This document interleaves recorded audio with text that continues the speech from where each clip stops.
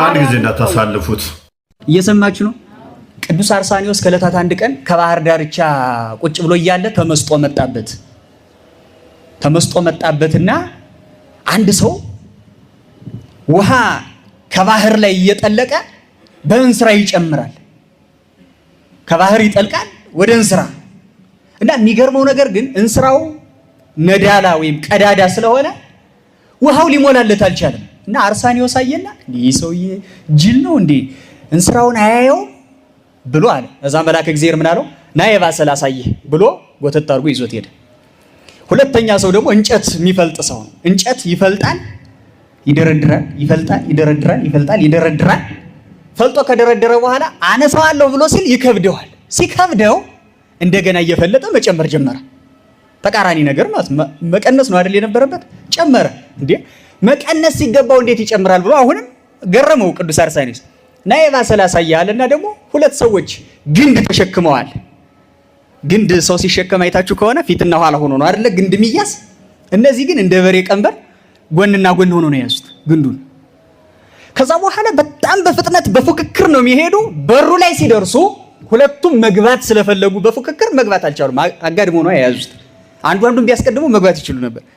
አሁንም ገረመው። የኒህን የሶስቱን ሰዎች ምስጢር ተርጉመህ ንገረኝ አለው መልአከ እግዚአብሔር። እዛ መልአከ እግዚአብሔር ምን ብሎ ተረጎመለት ይላል? መጀመሪያ ያያየኸው ውሃ ሲቀዳ በእንስራ ያየኸው ሰው እንስራ በተባለ ሰውነቱ ላይ የምግባር ውሃን ሁሉ ይቀዳል። ይጾማል፣ የጾም ውሃ ይቀዳል። ይመጸውታል፣ የምጽዋት ውሃ ይቀዳል። ሌላም የስግደትን ውሃ ማይቀዳው የውሃ አይነት የለም። ነገር ግን ፍቅር የተባለ ቀዳዳ ስላለበት ያ ሁሉ ምግባሩ በዚያ ክፍተት ፈሶ ያልቃል።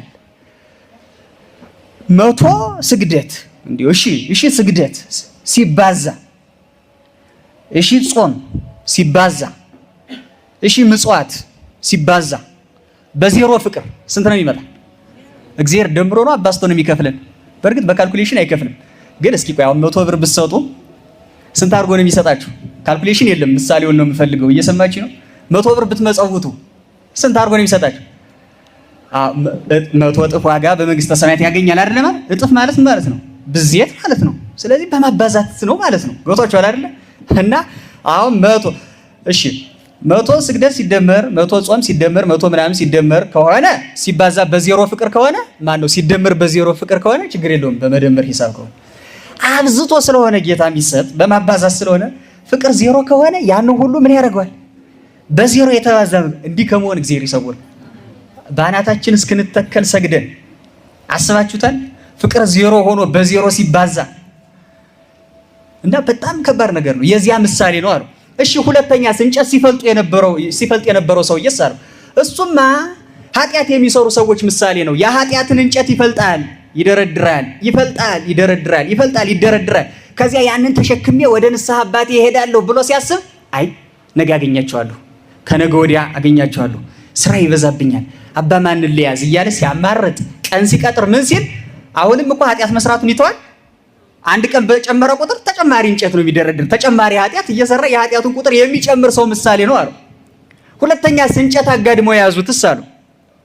እንጨት አጋድሞ የያዙ ሁለቱ ሰዎች የአገልግሎት ቀንበርን በቤተ ክርስቲያን የተሸከሙ አገልጋዮችን ይመስላሉ አሉ።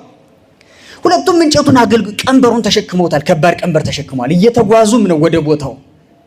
የአገልግሎትን ቀንበር ተሸክመዋል። ግን የተሸከሙት በፉክክር እኔ ይበልጥ በሚል መንፈስ ስለሆነ ወደ መንግስተ ሰማያት በር እንገባለን ብለው ባሉ ጊዜ ያ ፉክክር ከመንግስተ ሰማይ በአፋ ያስቀራቸዋል። እግዚአብሔር በአፋ ከመቅረት ሁላችን ይሰውረን።